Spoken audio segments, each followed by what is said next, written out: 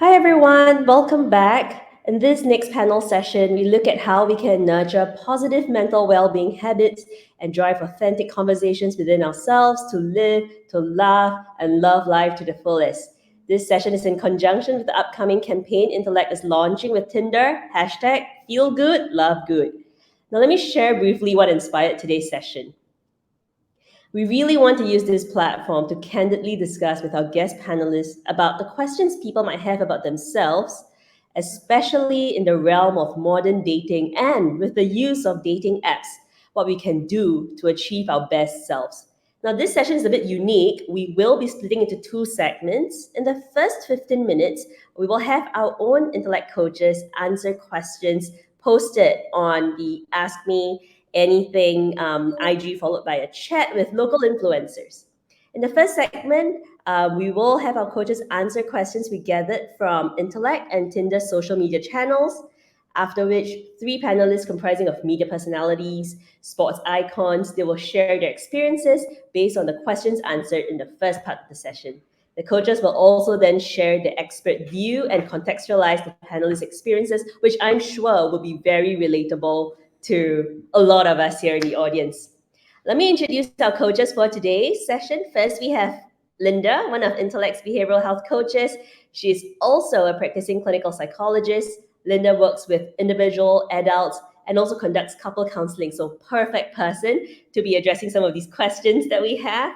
She is passionate and she leads an active and driven lifestyle of constant change and adaptation.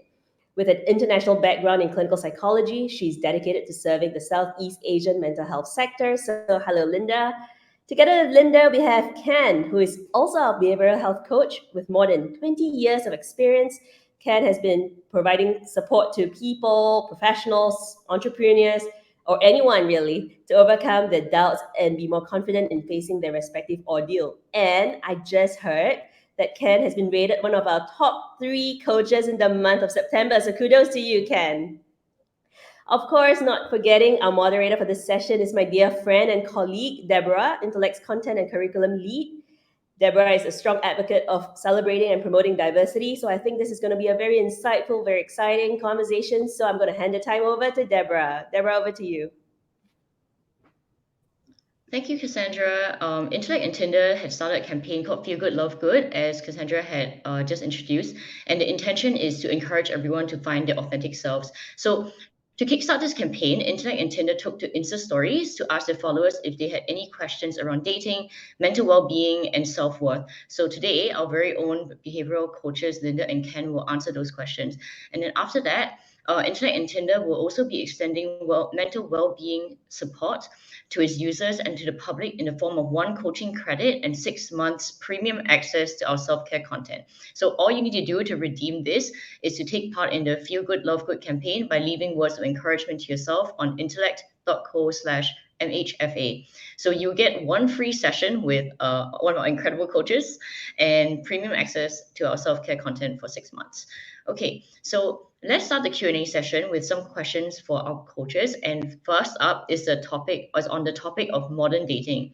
Okay, so what do you think are some critical main points that should be communicated early in the dating process? I think, can I answer that, Linda? Yeah, absolutely. Yeah.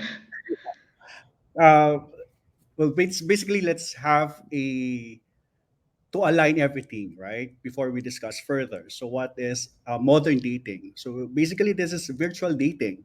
Everybody is involved in using this tool. We call this sometimes app, sometimes it's a website. So, and because of the pandemic, it has been widely used by the majority, right? So, this virtual dating is basically it's a method being used by the people with the purpose of different objectives, right? Wide range of purposes. And I think we can use our chat box on that right side. So for our listeners nowadays, not today, to please put your, just in case you are a subscriber of any platform or Tinder, if to be exact, do you have any what particular purpose that you would like to join this kind of platform? Because can you just five seconds for that, please, or 10 seconds for that? Maybe we can just read some major purpose why people join these applications. Wow, finding companion.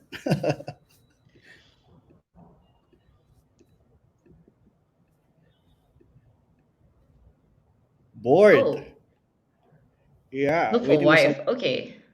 Yeah, Okay. look for a wife during pandemic loneliness. Thank you, thank you, thank you for those reactions.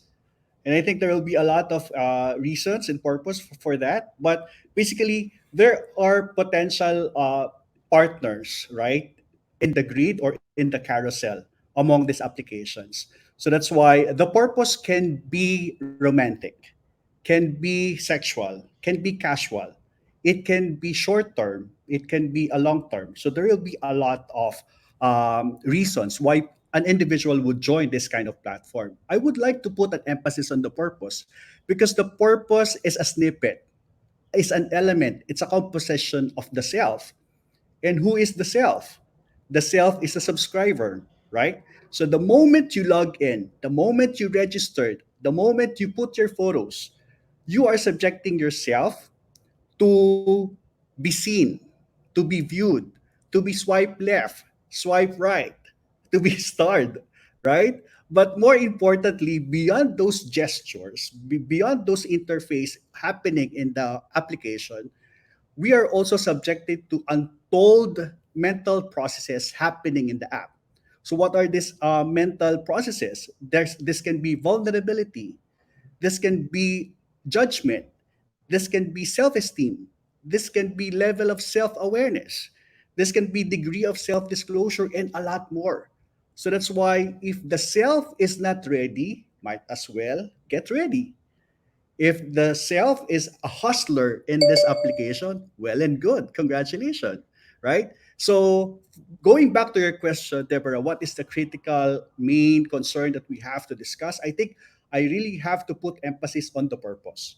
So, the self should be ready, the self should be defined of what is the main reason of you downloading, logging in, participating with this kind of platforms.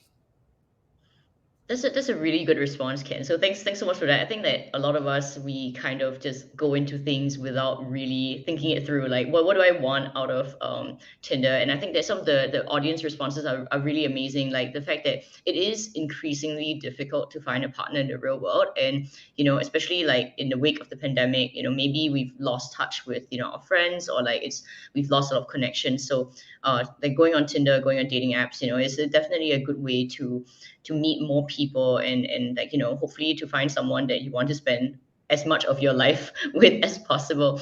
So Linda, could you weigh in a little bit on how do we start a conversation on these elements? Like, okay, so I've done the first step, right? I thought I did some reflection, and now I know what I want. Then how do I communicate this to someone else to make sure that the two of us are aligned? Oh, that's a really, really great question. So you've thought about what you want, and now you want to see how you can communicate that. I think a really big part of it is understanding yourself first. So of course, a lot of times we know what we want, but it's really important to know why you want that as well. So it's really easy to kind of put these labels and say, I'm looking for somebody who has this background, who has this height, who has like whatever attributes that you're looking for. But I think it's really, really important to figure out why that is and why this is important to ourselves. So that needs to be part of that communication. Otherwise, if you just say, hey, I'm looking for this type of person or this kind of relationship or this kind of connection, the other person can easily feel almost rejected or take it personal. But if we can bring in the why of, hey, this has more to do with me than with you, actually, that can be really helpful. And then together you can figure out what would be best. Sorry, a storm just started here, so you might hear some thunder in the background. Okay. So just a quick example from one of my clients, actually. I used to work with a client who started dating, and she said, oh, I found this really great guy. Things are going well, but there's this one thing I just can't let go of, which is he is very small. And I'm really into guys that are like really big, like just like big in size. And she said, I don't really know why that is. I want to let go of it. It has nothing to do. His personality is great and all, but I just want to let go of it, but I can't. And the more we talked about it, the more we understood that actually has a lot to do with her own insecurities and of her perceiving herself or her own body in a certain way. And being with a guy who's rather big makes her feel very small, which she really enjoys, and so on. So we kind of bring it back to ourselves. And then you can start having that conversation if you want with the other person, or you can decide, you know what, this is something I want to work on myself, and it shouldn't really be brought into the dating area. That was a long answer. Did it answer your question? Yeah, It's actually, perfect. that really really well, and I thought that makes plenty of sense. I mean, like, I have to admit, I kind of almost laughed a little because when I kind of expected something to be a bigger deal breaker, it turned out that it was really about herself. So I think like this kind of leads into my next question very nicely, actually. Since Tinder is primarily you judge people based on their looks. I mean, for the there's no other way to put it. Like the only thing you get out of like Tinder is you see there like a few pictures and you see maybe a brief write up. So how can I stay away from equating my self-worth to my looks? Like if I'm not getting a lot of matches, or like, you know, I see there are a lot of good looking people out there and then I feel the sense of insecurity. How can I get over that? Or how can I deal with those feelings? That's a really good question. Is it to me? I'll just go for it. I'll just go with an Yeah, answer, yeah, and go for Ken, it, go for please, it. please jump in, Ken, with anything you have. But yeah, that's definitely a very common thing. I think all of us internalize body ideals to a certain extent, and especially if we internalize certain appearances or something like that, we can feel really pressured to conform to that, especially when we're seeing other people on dating apps or we see other people on social media, right? So the problem with connecting our self-worth to anything outside of ourselves, for example, these ideals, is really that we're setting ourselves up for failure. I think what we can do is first we can, of course, again, acknowledge that we're seeking that external validation, that we're posting specific photos because we want to get compliments on certain parts on our body or anything like that. And then what we can think about is why we're looking for that external validation, why that's so important to us. And I guess once we figure that out, we can practice some self-love, some caring, comforting ourselves, soothing ourselves. Because a lot of times when we're longing for that validation, it's really just a need for attention in a certain point. And caring and comforting and soothing ourselves, especially in those hard times, can be really, really helpful. And it can really help us not equate that external validation with feeling good, being good, doing good, and so on. And I guess the last thing to take in mind is a bit of a mindset shift, especially because we're on this topic, especially when it comes to like your how you look and anything, how you look on photos and so on. We have to think a bit more of our body as what it's capable of, not as how it looks like. So you know, think of your body instead of as decoration, it's more of like a powerful tool that you can do stuff with. So if you're at the beach, right? A lot of times people are nervous about the beach and how they look in their bathing suit or whatever. But instead we can think about, hey, with my body, I can go swim. I can go do a cannonball. I can ride or steer a kayak. I can jump into waves with my friends, or all of these things that you can do with your body, and kind of start thinking about it in that way more than the looks, if that makes sense. I know it's very cringy, but it does really work. Ken, what do you think? If I may add also, role definition is very important because what is the face, what is the self image that you are bringing behind or in front of that photo? Because that photo will reflect a lot of you, right? So it will entail values, passion, ambitions, or whatever. But the main important thing is your role. Are you the offense? Are you the defense type of player? Maybe later we'll be talking. We have a player on board, right? Later, so I think role definition is very important because the moment that you post your identity there, so there's an aura that you really want to convey in the audience. So, and if I may add also, there is an advantage for this kind of platforms because there's what we call the absence of gating. If everybody would know, gate is what we call, these are the obstacles that are involving in the relationship. But with online dating, there is an absence of gating because the moment you are being starred, the gates are open, right? So you can easily be talked to this person and start the conversation. It's very easy. It's very accessible. So asking for a self worth is you really have to make. I think just like Linda would mention, move forward, step forward, because the moment you put your photo there, it seems you are ready for what will happen. Okay, well, thanks so much. I think in the interest of time, we'll skip over to introducing our panel. So we've answered like most. I think we've pretty much summarized most of the interesting questions that our social media followers are interested in hearing. So let's talk to our panelists on their experiences with dating and being authentic. So first of all, we have Muna. She is best known for being a prolific presenter and actress on both stage and screen. She's also a content creator for various travel, beauty, and lifestyle campaigns. In addition, she is an ambassador for the of Dementia Singapore and the Singapore Cancer Society. She's also an advocate for issues around dementia and mental well-being. Next, we have Constance, who was a former national team swimmer turned jiu-jitsu prodigy, and she represented Singapore in the 2018 Asian Games, clinching Singapore's first international medal.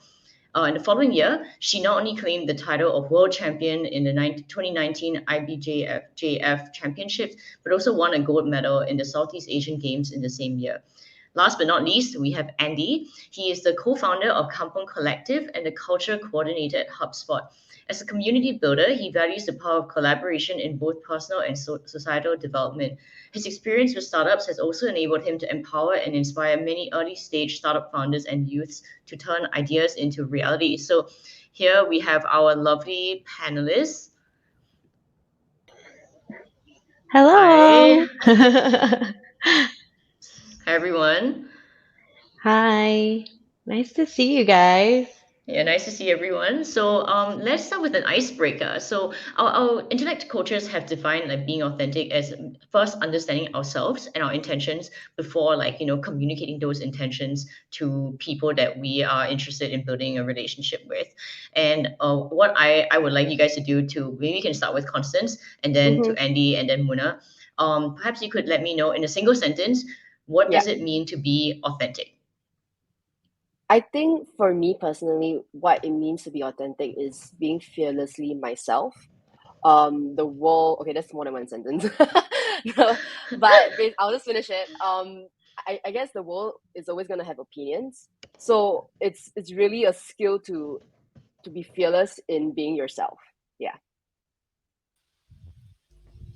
All right. I guess for me, that one sentence would be being authentic is being vulnerable. So I think it's very, being vulnerable is something that it's hard to come by. And, yeah, I will stop there because it's one sentence. Muna. The sentence can be long. It's okay. The sentence can be long. Takes a while to get there. But no, actually, Andy, I think I share the same thoughts as you. I think being authentic is about being honest with your feelings and actually acknowledging if you are going through a hard time or not. And I think that to me means you're being your most authentic self. That's actually quite interesting because I've always thought that as in the idea of being vulnerable and being fearless, being fearlessly yourself, right? Those two things seem like so at odds with each other. But then now after thinking about it for a little bit, it all sort of makes sense. So so we're going to go back to this notion of modern dating and communication. And I think that since the three of you are public figures, it will be really interesting for our audience to hear about your experiences with dating. So any memorable ones, both good and bad? I'll let Andy go first. Oh god! Oh no! All right. So just for context, I met my partner on a dating app. So we've been together for 6 years now. So I would say dating app does work. But I just want to share some stories maybe before I met him, right? So I was using dating app, and at that time I was modeling, and I have my modeling agency telling me like not to showcase yourself too publicly. So when I was in dating app, I was very discreet. I'll use the word. And I even just I think it's very similar as how I portray myself on social media.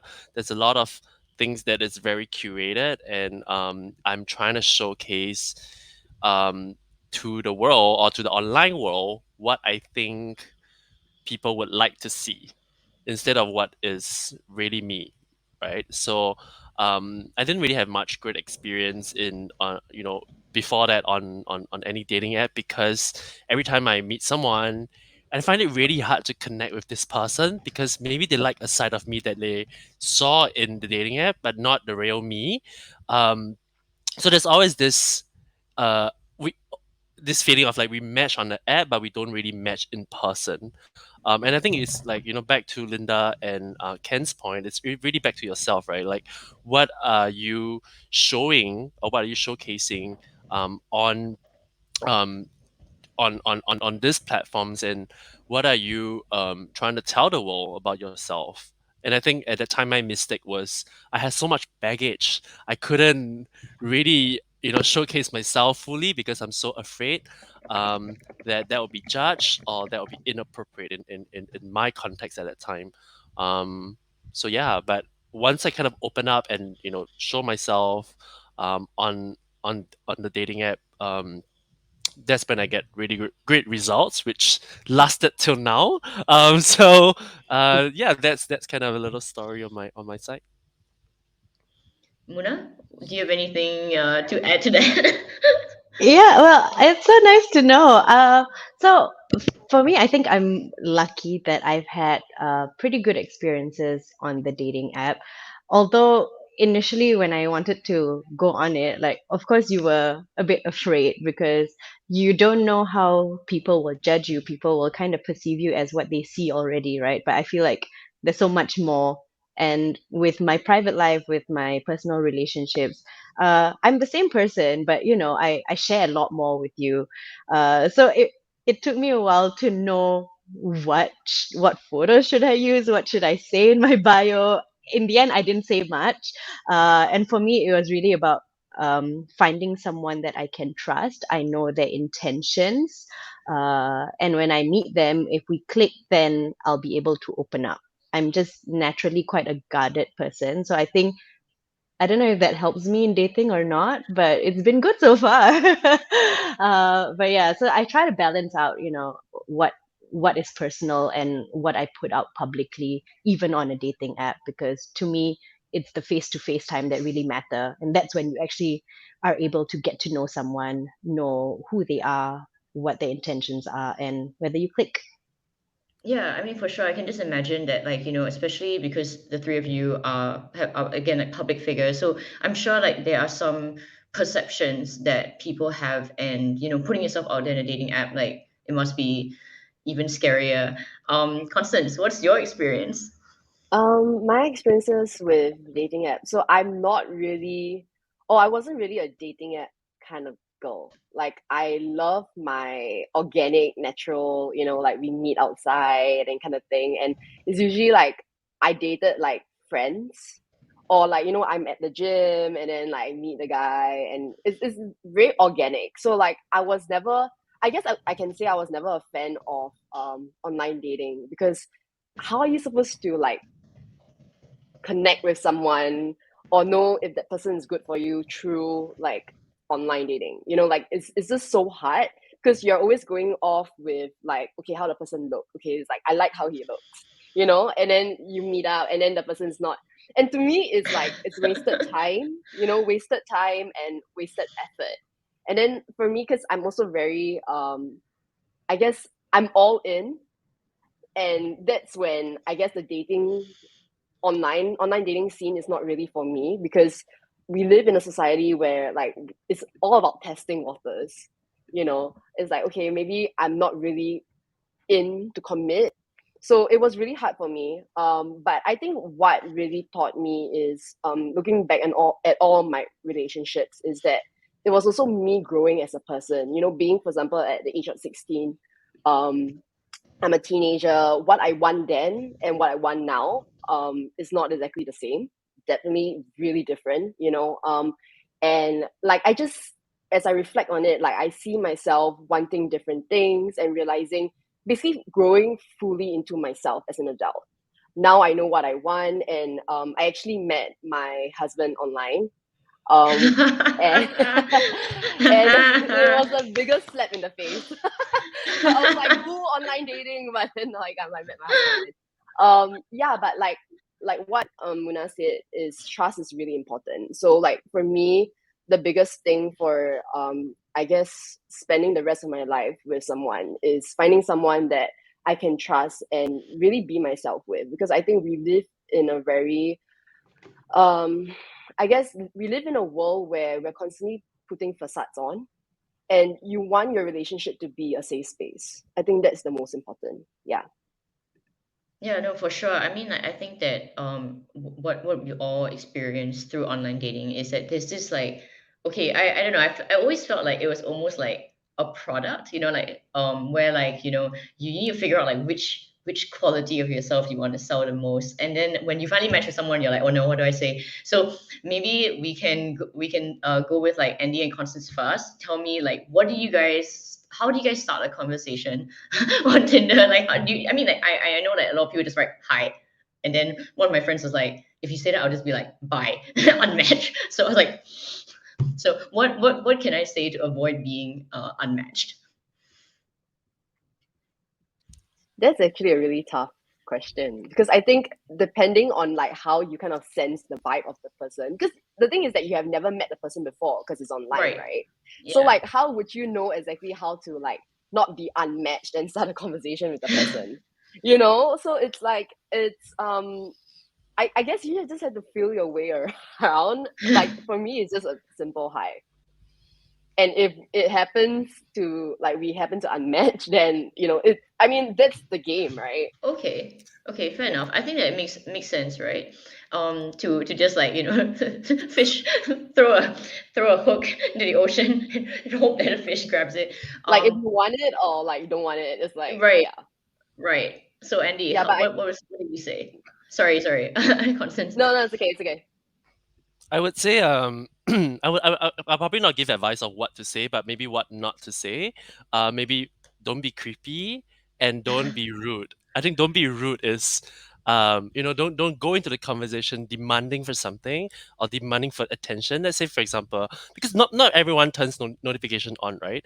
So if someone is not replying you when you say hi, don't spam them, because that's what happens. People spam each other and then they're like, oh, this is too much for me. I'm dropping off, right? So I think that's what you don't want to do. Just give them time. Maybe they're on dating app, but they're just not very active. So, don't spam them. But I think for me, my personal experience was kind of funny because, I saw my fiance's picture back then, and then I was a little bit like, oh, amazing! I've never seen someone look so good.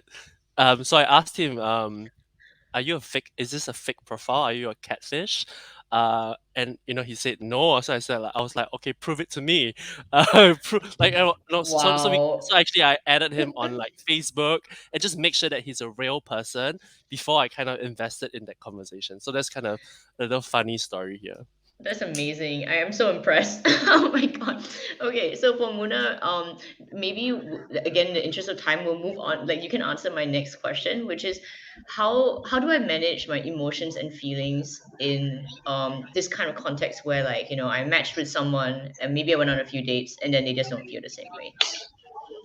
Yeah, I think that happens very often. I think it's kind of common, and I think it's the uh, initial plan for you to go into dating, just the dating world general. Also, I think to not put too much expectation on it. I think as soon as you go into it, you're like, okay, I want to find a partner and I want to get married by a certain age. You put all these expectations and goals, and then if you don't hit them, you get disheartened, and then even more the experience becomes just tiring. You get anxiety because you're not getting to where you want. So I think just go with the flow. I feel like that has helped me a lot. I just run with it because there are so many people out there, and some people might click with you, some people might not, and sometimes you will like the person more than the other person likes you, and that's okay.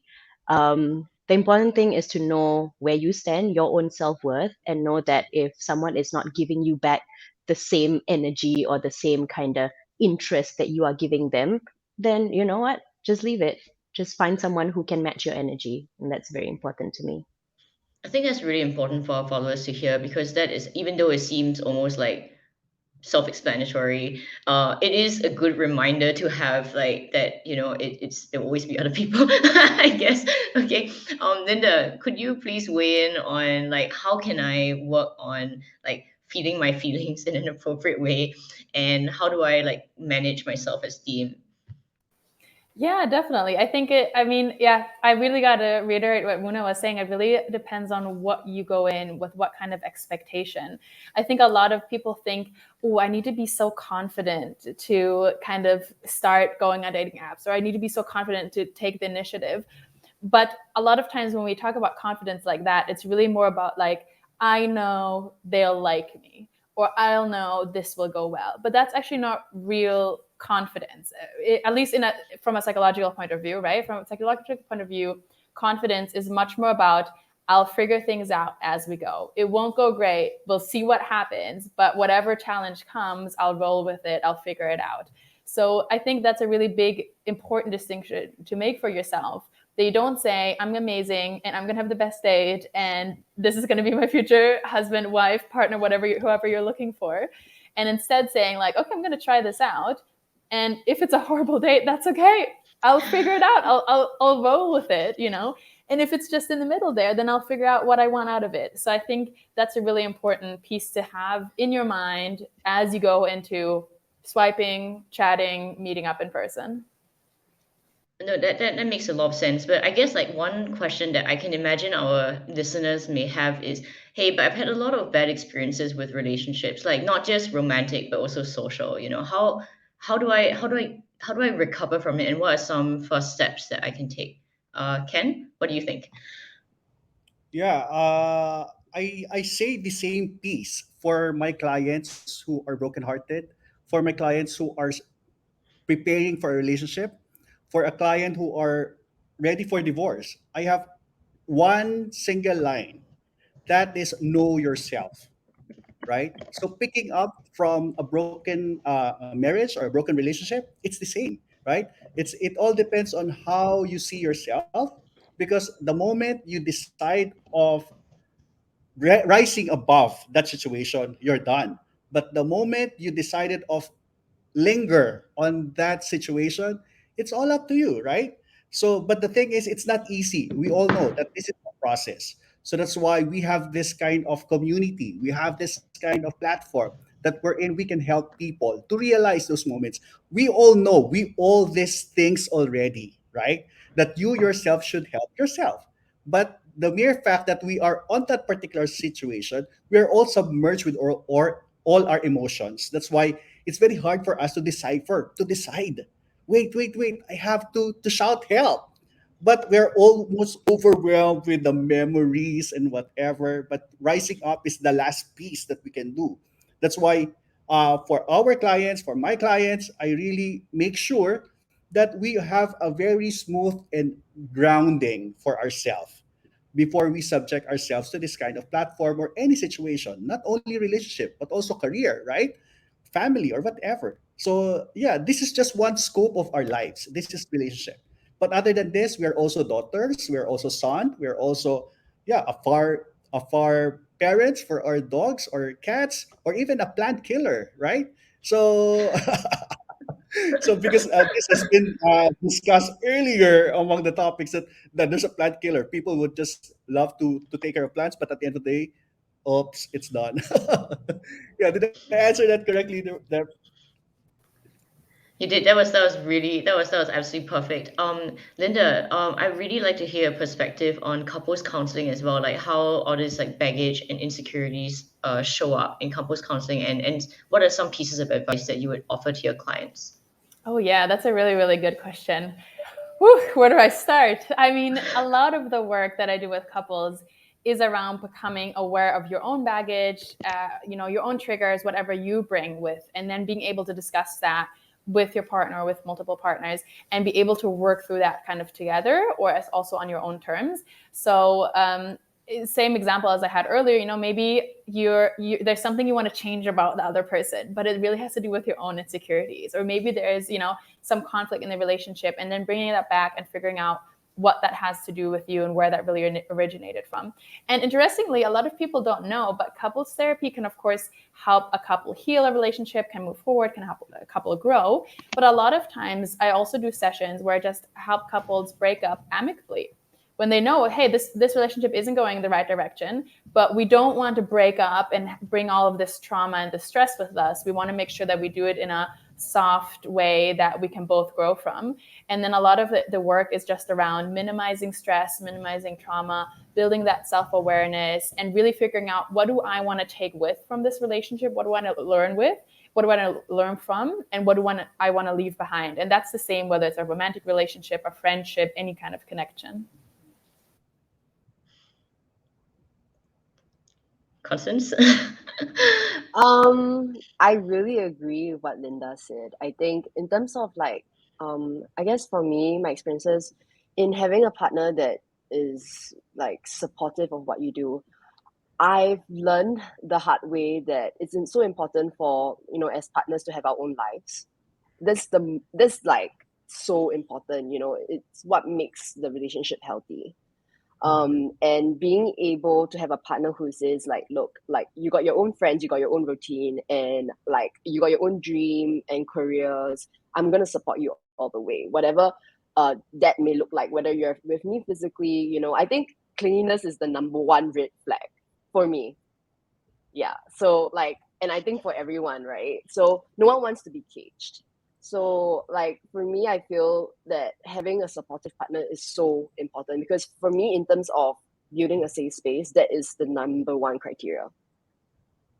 Yeah, For sure. I and think like yeah, and it's like kind of also, in order for someone to be supportive of you, they have to be secure themselves as individuals too. Yeah. Definitely. I think like the security aspect is, I mean, like having both partners be like secure and you know, willing to support each other is really, really helpful. Andy and Mona, do you have any like advice as to how we can be supportive to our partner, like even in maybe there was times, right? Like for those, like, it's of course very like it's fairly effortless to, you know, be a supportive when your partner and you are both in very good healthy mental states. How about when, you know, during rough periods? I'll jump in for a bit. I think it is very important to help each other out mentally. I think it's a couple thing, and it's similar to, you know, your relationship with a family member, a friend, someone you work with. You need to watch out for each other's mental health. And I think one of the biggest thing I've learned the last few years is listening. I think listening is so important. Sometimes all that other person needs is to be heard. You know, you don't have to always give advice or tell them, okay, this is the solution to this problem. Sometimes all you need is just for someone to listen to you, to know that you're being supported. And a lot of times, with me and my partner, or with me and my friends, when we're going through something, we ask each other, okay, how can we help you? What do you need right now? Rather than, you know, going like, don't worry, it'll be fine, don't be sad, you know, like it's easy to say that, but I think the person or I also need to feel like I have someone to lean on. And that has helped a lot of relationships, and that has helped us understand each other's needs better. Andy, any closing thoughts on this question? About couples. Yeah, about like being supportive of your partner. Well, I think it's for me, like me and my partner actually, you know, we've been together for about 6 years now, and actually during COVID, there was a really really tough time for us, right? Like being in the same small little studio, you know, living for the entire 1 year lockdown and all that. What we found really successful, to kind of keep the relationship going, is going through some self awareness exercise. So actually, we did this thing called anagram. So we kind of know through this anagram exercise, we actually know more about ourselves. I actually know more about him as a person, and he knows more about me. Kind of deep down, what are some of the things that shapes us, our values, and things that we don't necessarily talk about in a relationship on a day-to-day basis. So through the exercise, we actually kind of learn more about how, how in certain situations we react differently, and how um, I can now better understand some of his inner thoughts. Why is he doing this? Why is he not doing something? And it really helps the whole kind of like communication, between us, during especially during very difficult times. I think, often at times we think about how we can, have fun together, and like go through all the good times, take great pictures, but it's often the difficult times that actually challenges you as a couple. I think it's a great exercise, not just for relationships, but for any kind of friendships, or people at work. I think kind of such exercises actually help you understand someone on a deeper level, and it shapes the way you react and behave in certain situations. Right. Yeah, I think it's what I think what we've heard so far from our entire panel is that communication is really important, because like no one can read our minds, right? So like, and of course, like sometimes, like, certain questions don't really come up organically. So I really like the suggestion to like take a test together, like some sort of introspection as a couple, or maybe like, go for couples counseling, right? Like, then you have like an objective third party to force you guys to answer like all the hard questions between yourselves. Okay, so let's move on to in the interest of communicating openly, let's go to the floor and take a look at the Q&As that have been presented. So I will read off the first one. The first question is, how do you deal with rejection, like, unmatching, ghosting, breakups, without letting it severely affect your mental health and perception of self-worth? Additionally, can these methods also be applied to your career as well? Which is, I think that this is a question that's highly relatable to everyone here.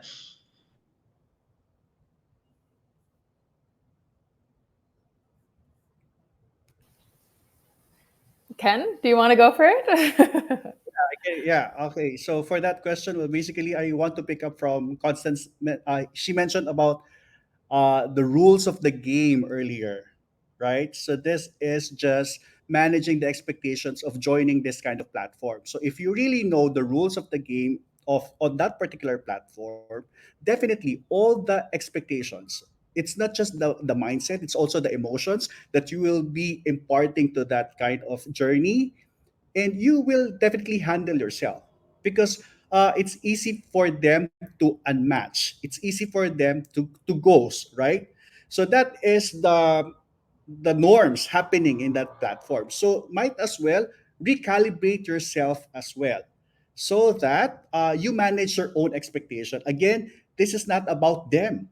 Joining this platform, it's all about you, definitely, right? So if you have issues about rejection, maybe we can dive deep about it. So you talk to someone if you cannot handle such rejections. Maybe there are instances, there might be situation that triggered rejection or associated rejection to other situation that really affects you moving forward.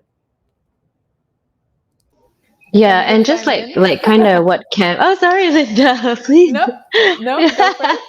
I mean, I just wanted to add on because Ken also mentioned, when you're going through a breakup, you either rise up or you linger on it. So I think it could be similar also when you're going through rejection and for career, because career is a big thing, because it's your life. You need to be stable financially. But if something falls through with your career, the only way is to go up, right? And of course it takes a while to be able to pick yourself up from that break, and that's why you have experts, you have communities, you have friends to talk to. But for me, it's always, you need to look forward. You can't do anything else but move forward and find something else that works for you. And similar with relationships too, you will be able to find something that works for you, that understands you. And who knows, it could be an exciting new experience. That's how I look at it. That's a very positive way of putting it. I think what I also want to hear is like, Constance, as when in your experiences of being an athlete, I mean, there are definitely the highs and the lows, and I'd like you to share with the audience, like how do you apply your experiences of being an athlete pretty much your entire life, right? Like how do you how do Mhm. you how do you deal with all these challenges as well, and how do you apply that to your everyday experiences? I feel like rejection, just like for anyone in any working sector, and just like for athletes, it's really real. It's basically how life works. Um, and I honestly, like, who doesn't hate rejection? Who doesn't hate failure? Because rejection equals to failure, and that's, at least that's how I look at it in my head. And I mean, it's something that I still struggle with, honestly. And we all, I feel that I really push myself to be the best version of myself. And for example, if doing everything I can in a training camp, and in my head, like, I want to win, right? So I put in all the work, all the hours, and sometimes it's just not my day and I don't end up winning. So then what would that mean? And in the past, I would really loathe myself, um, and hate myself for not being good enough. And it's the strangest thing, right? Because so many things can basically affect how an athlete performs on that day, not so much my self-worth. So like COVID period really got me thinking, because COVID period took away my sport. And I really had to ask myself the question of, like, am I happy and do I love myself without all my achievements, all the accolades and titles? And that was a really important question that I had to face. And obviously, I wasn't able to give myself an answer, because I don't think I loved myself enough back then to be able to be like, okay, yeah, what if one day jiu-jitsu disappears and like my career just goes down the drain, all the hard work, everything? Would I be okay to, like, would I be able to live with myself and still be able to, like, say, like, yeah, I actually love myself, like, whether I have it or not? And I wasn't able to say that. So I really took, like, I guess that little short break, like 2.5 years of COVID, to really work on myself. And I see a lot of difference, how I was competing back then before COVID hit, and how I'm competing now. I think the difference is, when I was competing back then, it was a lot about chasing what people wanted of me. I was winning and doing so great. And even though it works as really good motivation, because you're always trying to prove people wrong and you want to, like, I basically was fighting for my voice in some sense, and also be validated by others. But it's just, I felt that I burnt out really fast, because I was doing a lot of the hard work and everything, putting in the hours just to make, or rather just to be recognized and accepted, or yeah. So now when I compete, there are expectations still, but it's easier for me to kind of silence the outside noise, because I think what I realize is, the most important is me understanding myself and really enjoying the process of, I guess, being an athlete, and being grateful that I am even able to do what I do every day. And the expectations of, like, others don't really matter, because at the end of the day, like, my happiness do not depend on them. Yeah. So I Okay. guess, to answer your question in terms of how I handle rejection, is really finding myself and understanding myself and what matters to me. Right. Yeah, no, I think that's really important. I think so far what we've heard, which is a common theme throughout all the answers, is about like communication and self-discovery, and knowing and understanding your own expectations before seeking out other people. So we'll move on to the next question from the audience. In the stages of pursuing a relationship, exploration, like online and offline, is at the first stage. So, what would you consider the most common challenges in this during this online exploration, and how do you deal with this challenge? So, I think I'm going to point to Andy since he is quite a veteran in like having had a successful relationship out of online dating.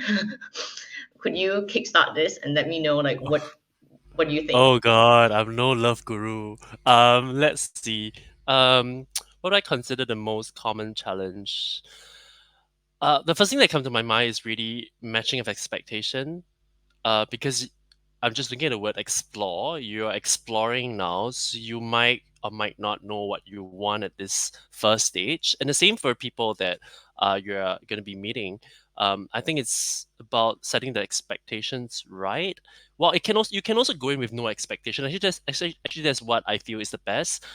Going into an exploration stage without knowing what's gonna come and not having hard KPIs. Oh my god, that's very work related. But not having hard KPIs or any like data or like any numbers that you are trying to chase after, but really just going in with an open mind. I think that's usually the challenge, because I think throughout this panel, a lot of us have spoken about how when it comes to relationship, we always have this list of wish list, people that we want to date, and kind of expectations that we have. I think really when you go in as an exploration stage, like anything, like going as a friendship, you're starting a startup, you're going to a first job, anything that is, um, I think it's not to have any expectations and really have an open mind. I think that's going to be a real challenge. Yeah. I'll jump in on that as well. I completely agree, Andy. And I think one challenge that especially dating apps brings is there's a certain focus on yourself, especially in the beginning. You're creating your profile, you're thinking about, okay, what are people going to think about me? And it can kind of bring us down that road of really focusing on ourselves and more about what we project, which is really tricky, right? So I guess one thing that we also want to keep in mind is to be interested instead of interesting so much. Of course, we want to be interesting. That's important. But in the end, it's especially once you're meeting in person, but even when you're texted, be interested in the other person. Try to ask them some interesting questions. Learn more from the bits that you've learned on their profile and so on, and that really leaves the ball in their court at the end, and then they can kind of see and react and move, and you'll learn a lot more about the other person than when you just focus on how I'm feeling, what vibes I'm giving out, what they think about me. Thank you so much, Linda. So we're really out of time. We never have enough time for this. I think all of us could like talk about this forever. And thanks for all the advice from everybody who's like shared experiences across like their own, like from the dating app skeptic, to a love guru, someone who understands how it feels like to how difficult it is to open up to other people and to gain trust, and of course our two amazing behavioral health coaches.